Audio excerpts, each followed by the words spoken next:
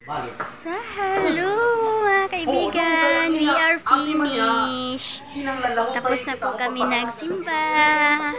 Shout out sa inyong lahat, sa lahat ng mga nagsimba today in this video sa nakapanood sa akin. Happy Sunday. And pauwi na tayo mga kaibigan kasi si King mayroong dinaramdam. Inubo si King mga kaibigan kasi naano daw siya, nadapa. Hindi, naligo siya, hindi namin namalayan, naligo siya kaya siguro napanuhutan yung ano ni King Lisa mga kaibigan. So 9:30 kami natapos, madali lang kami natapos mga kaibigan. So tara! So shout out pala kay Ma'am Arlene, yung nagbigay sa akin mga kaibigan ng cash na nabili namin sa ceiling fan. So, nag-chat na naman siya sa akin in this Sunday na magbibigay daw siya ulit mga kaibigan sa church namin. So, thank you Ma'am Arlene. Shout out sa inyo po. Wala po kaming ibang maibigay sa iyo or maibalik kundi prayers lang Ma'am Arlene. So, sabi niya sa amin na magpa-pray daw siya or magpatulong siya magpa-pray. So, yes Ma'am Arlene. Yun na lang po yung maibigay namin sa iyo Ma'am Arlene. Mga prayers lang po talaga. So, salamat po sa love mo sa amin dito sa Agusan Mars and lalo na Ma'am sa pagbibigay mo sa church. So, malaking bagay yan. Hindi nakikita yan ni God yung ginawa mo Ma'am Arlene. So, thank you sa pag-give always dito sa amin and sa concern mo. So, ano na kaya din ang mabibili namin or magawa namin sa pabigay mo Ma'am Arlene. So, thank you. Hi, love Pugi! Ayan si Pugi mga kaibigan, naligo na to. Ayan o, napakalinis na.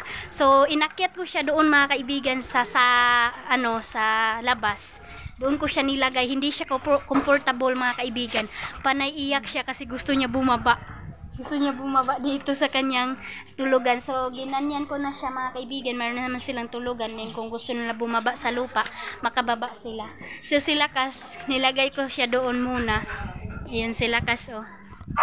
Ayan, nagsiselo siya mga kaibigan kapag hinihipo ko si Pugi. Kapag inano ko, gusto din niya na siya din. Hello! Happy Sunday! Lakas! Ayan si Lakas oh. Nagpalablab si Lakas. Saan naman na imong kadina? Saan naman na? Nagmubo naman na. Itlog. Ang hirap mga kaibigan kasi pasunod-sunod kami na mayroong mga karamdaman. So, imbis na masaya na ako mga kaibigan na si Aileen okay na. Naku, si King na naman mga kaibigan, kagabi bilar na naman ako. Sa panay iyak niya mga kaibigan. Kasi masakit yung ngipin. Masakit naman yung niya, dibdib daw. Kasi ubo siya ng ubo.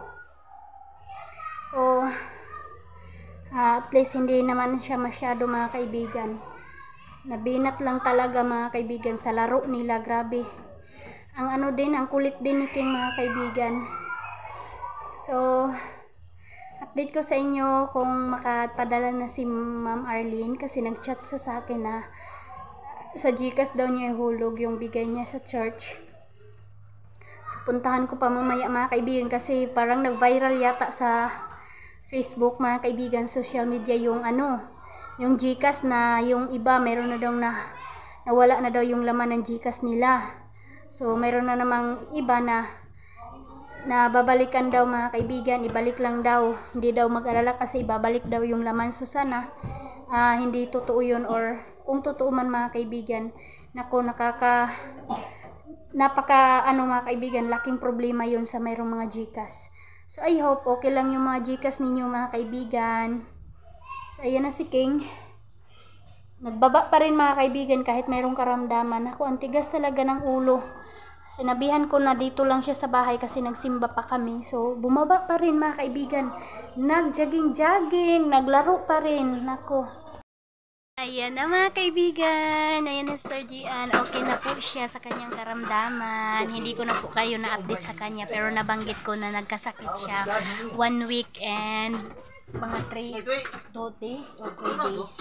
3 days, 1 week and 3 days po siya nakahiga lang mga kaibigan. And dahil sa mga prayers, sa mga walang sawang pag-pray kay God, so ayan na siya mga kaibigan, okay na siya. So ayan na yung mga boys natin, kainan na sila dyan. Kasi kami mga kaibigan, kanina nag-ano na kami, nagkain na kami kanina habang nag-coffee. So, nag-usap-usap mga kaibigan habang kumakain, habang nagko-coffee. So, ganun kami dito. Ayan na sila. Hello. Yung ulam namin for today, dito kanila pastor is, ayan, yung ulam namin is gurami na bulad. Piniritong gurami. Kainan na. Yan lang yung ulam namin. Salo-salo. Hati-hati. Galing kay Brother Daloy. Siya po yung may-ari ng daing na gurami kasi mayroon siyang screen. Nakukuha yan sa screen mga kaibigan. Pero malayo po yung kinuna ni Brother Daloy. Hindi po hindi po madali yung nakunan yan. Super layo. And yung taga-pirito namin si Bulang at saka si Sister Marites. Ano na sila? Puli-puli na. Isa daw. Puli-puli na sila pinirito ng gurami kasi napakainit. So ayan mga kaibigan, in this update, in this afternoon, ayan na po, meron na pong nagpatuyo ng kanilang mais na na-harvest. So yung iba mga kaibigan naka-harvest na talaga. So wow. So kami mga kaibigan, ano kaya ganap ng namin, harvest namin. Baka uulan na mga kaibigan or sana hindi pa. Ayan. Hello mga kaibigan, good afternoon, happy lunch mga kaibigan. Today habang natulog kami, ito yung ganap namin. Si Dodong Junjun natulog din kasi meron siyang nilakad din. Ako mga kaibigan, masama yung pakiramdam ko siguro. Dumating na yung dysmenorrhea ko mga kaibigan, kaya masakit yung tiyan ko. Pero hindi ko pa alam. Basta mga kaibigan, masakit talaga yung katawan ko. And then, today, natawa na lang kami or natuwa mga kaibigan sa ginawa ng kasama namin dito si Carlo. Nagluto siya ng kanin. Meron siyang sausawan, grabe ang sili, at saka yung binaga. Ang daming isda mga kaibigan, hindi namin alam. Pagkaalisi magbaga, di kay kuan. Ang ganda pagkaano mga kaibigan, pagkaihaw. Sige, nakaon na. Kain na muna kami. Ayan na. Naga time with sausawan.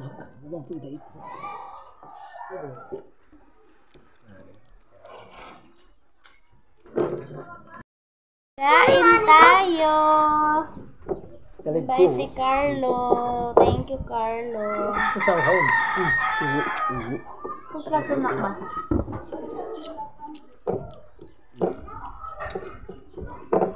Buhay na, kita magawang niyo at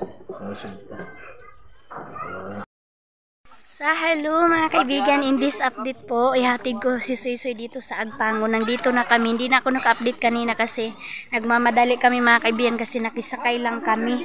And ngayon, dito na kami sa Agpangon, hintayin namin si Papa at saka si Dodong Tutot.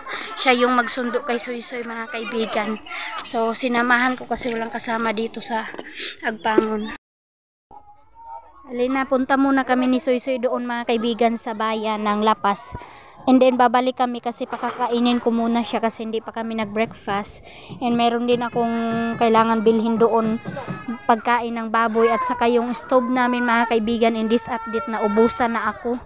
Kaya iwan muna namin yung isda ni Ate Hak at saka yung daing. Sarasoy.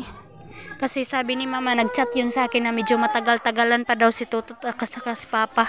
Masama talaga mga kaibigan yung pakiramdam ko. Iwan ko mga kaibigan kung sa dugo ko ba to, sa dysmenorrhea ko mga kaibigan, iwan ko kasi hindi pa po ako dinalaw ng regla ko mga kaibigan, kaya nag-alala na ako kasi masama talaga yung pakiramdam ko. And ayun na si Sisay, bili muna kami doon ng fried chicken. Yehey, bye bye sabi niya kanina kay King Anaylin mga kaibigan. King, kasi si King mga kaibigan inubo, inilagnat siya mga kaibigan. So kami talaga tatlo dyan sa bahay.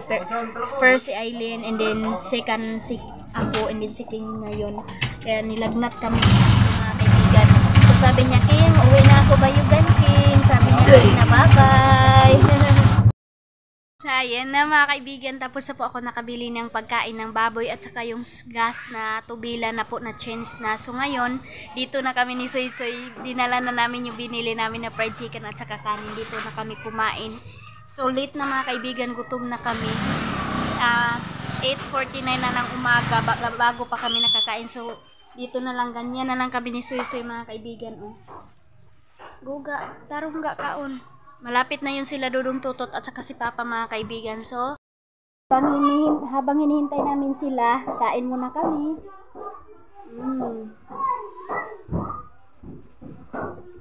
Favorite kasi ni Soy Soy fried chicken. Ano ka? Harap siya, no? Sarap mga kaibigan ng fried chicken. Hanggang.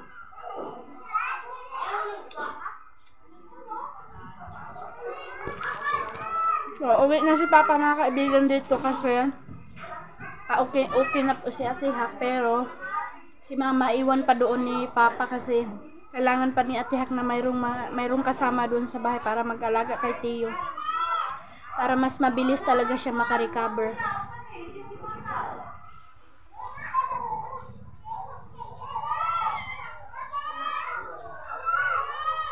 At saka si Soy Soy mga kaibigan, kailangan na niya umuwi kasi ang school niya, hinahanap na daw siya ng teacher.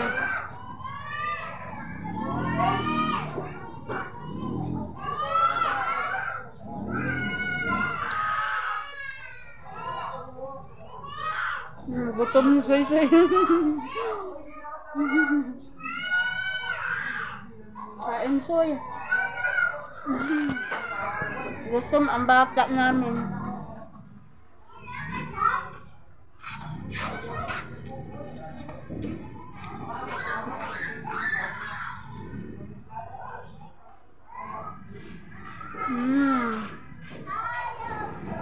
$15 na kaibigan, malaki na.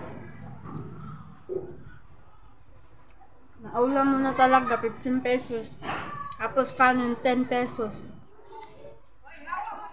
$25 mga kaibigan, dito sa Lapas, busog ka na.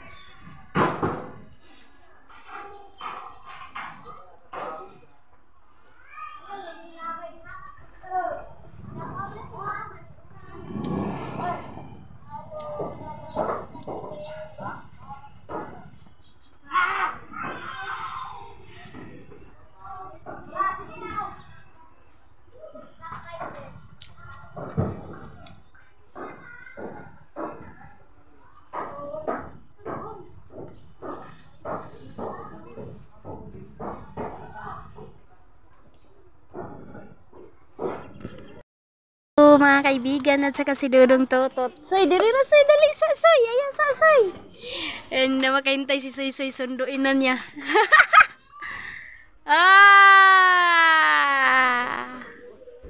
Surprise!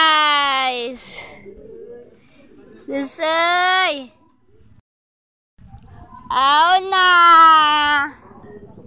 Kaabot na jod. Gaya na rakay na gila ay. Abot na dyan siya. Na dyan si Papang niya, oy. Si Asoy. Si King? Lantan man si King. Laagrami dito, no? Yan, ang daming dala din pala ni Papa, mga kaibigan. Sino kaya?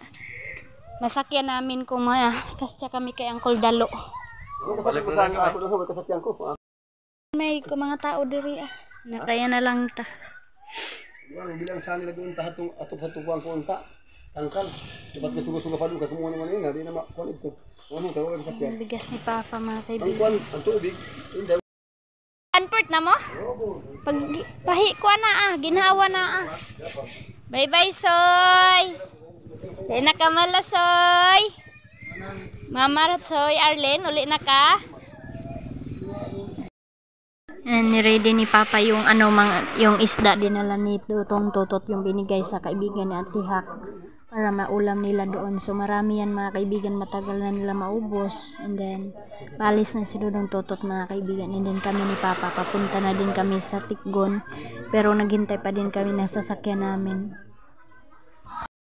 kaibigan. So sabi ni Papa, super love talaga ni Papa yung mga anak niya mga kaibigan, dahil sabi niya na si Mama kapag okay na daw, yung malakas na talaga na malakas na si Atiak bago niya pauwiin si Mama, pero sa ngayon hindi pa. Yun oh.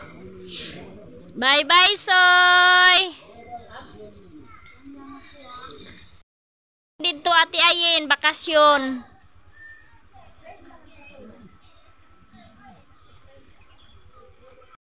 Bye. Dito.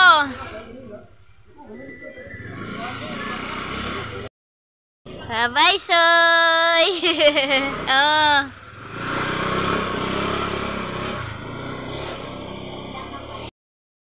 Mga kaibigan, palubot na po ako. So nakalakad na sila Dulong Tutot at saka si Soy. So 10:43 na, hindi pa kami nakauwi ni Papa. So mayroong pa naman nag-birthday doon sa tapat ng bahay namin mga kaibigan. So sana makarating kami doon. Hello mga kaibigan, welcome po dito sa bahay. And naglakad-lakad ako mga kaibigan, nagising na ako kasi dalawang day na naman mga kaibigan na nakalubog na naman ako sa higaan mga kaibigan dahil sa lagnat, pananakit ng katawan at saka headache mga kaibigan. So ayun, binalikan na naman ako ng sakit ko. Paulit-ulit lang talaga siya mga kaibigan, kaya ayun, wala masyado akong update sa inyo sa vlog ko. Pagpasensya nyo na mga kaibigan. Maraming salamat ulit sa panonood din nyo sa akin, sa suporta, sa tiwala mga kaibigan, sa pagmamahal. Maraming salamat po, and palapit na ang Bear. December pala mga kaibigan kasi November na ngayon. So sa lahat ng uuwi sa Pinas or saan man na lugar, ingat po kayo and then pray po kayo before kayo travel para safety po yung biyahe papuntang pamilya sa isa't isa sa pamilya, kung saan man mga kaibigan, na mga pamilya na gusto doon mang New Year, gusto doon mamasko. Kaya ingat po kayo. Shout out sa lahat ng mga kaibigan ko na uuwi sa kanilang pamilya or sila yung pupuntahan. So, update na lang talaga mga kaibigan sa latest buhay namin sa Agusan, Mars. And nakauwi na si Papa. Mayroon nang kasama sila Jan doon sa Tabuk.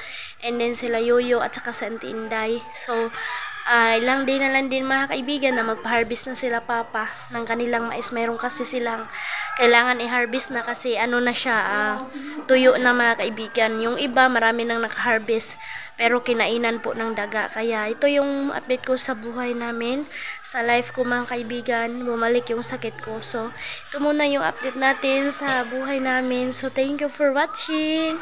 Bye bye mga kaibigan. Ingat sa lahat ng naapektuhan ng bagyo. Ingat po kayo. Thank you Ma'am Arlene, shout out. Thank you sa pagbigay mo sa church namin. Maraming salamat.